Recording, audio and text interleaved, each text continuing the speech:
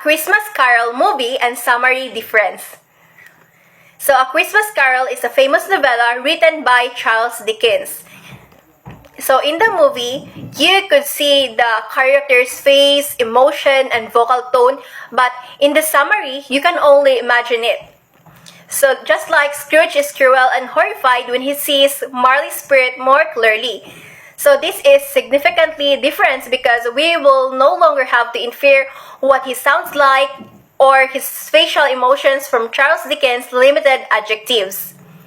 Also, the movie have prologues and adds several scenes to improve clarity and to give additional insights to Scrooge's life, while in the summary, it doesn't have prologues. So in addition, in the movie, the conditional phrase, if the shadow remain uttered by the future, the child will die. So it is uttered by the ghost of Christmas present and a pivot point in Scrooge's thinking. So while in the summary, they never put in the literary piece on how this ghost returned Mr. Scrooge's own words and action. So in the summary, it is said that Mr. Scrooge pleads with the ghost of Christmas presents to stay until the very end of the festivities of his nephew Fred. So on the other hand, in the movie, he wants to walk out. So in the summary, it is also such a short read and you can literally finish this in one setting. While on the movie, it takes 1 hour and 30 minutes. So I had a wonderful time watching it and I felt like it addressed some of the most important things in my life. So I would most strongly suggest this movie to anybody who are unaware of the significance with the meaning of festivals and how attending one may completely transforms a person's life. So I was fascinated also on the way in which the author used his imagination to create the three ghosts. So the ghosts of Christmas past, present, and future who collaborated to bring about a momentous shift in Scrooge's life.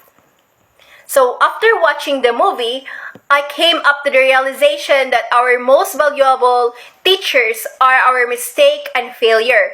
So in A Christmas Carol, Scrooge comes to terms with his fault and regrets the opportunities he has passed up. So even if he couldn't alter the past, he could take what he'd learned from it and make sure it didn't happen again. So Romeo and Juliet movie and summary difference. Romeo and Juliet is a tragedy written by William Shakespeare. So in the movie, you can actually see the scenery, characters' plots, and emotions, while in the summary, we just imagine those things. So it is also in the summary that Lady Montague has died of grief over Romeo's exile, but in the movie, Lady Montague never died. So in the summary, it is finished in one setting, while in the movie, it takes 1 hour and 58 minutes. So this particular adaptation of Romeo and Juliet is one of my favorites. So the acting, the situations, the dialogues, and everything else about it was simply flawless. So it's impossible for me to imagine a more perfect ensemble, especially for Romeo and Juliet. So they both did an excellent job at embodying their roles, and the way they did so exactly how I saw Romeo and Juliet to look like in my mind. So they preserved the timeless qualities of Shakespeare's works, such as balcony scenes and others.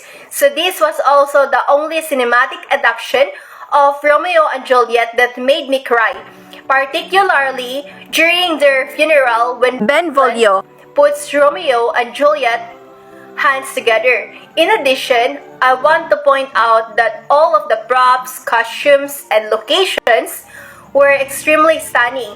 It seems to me that this was the only movie that accurately depicts the time period in which the play was written. So this is a movie that comes with my highest recommendation. So the tragic love story of Romeo and Juliet demonstrates that love is blind, and despite everything, love is still more powerful than hate. So in addition, a life without love is not worth living. So I also came up to the realization that not all love stories ends with a happy ending.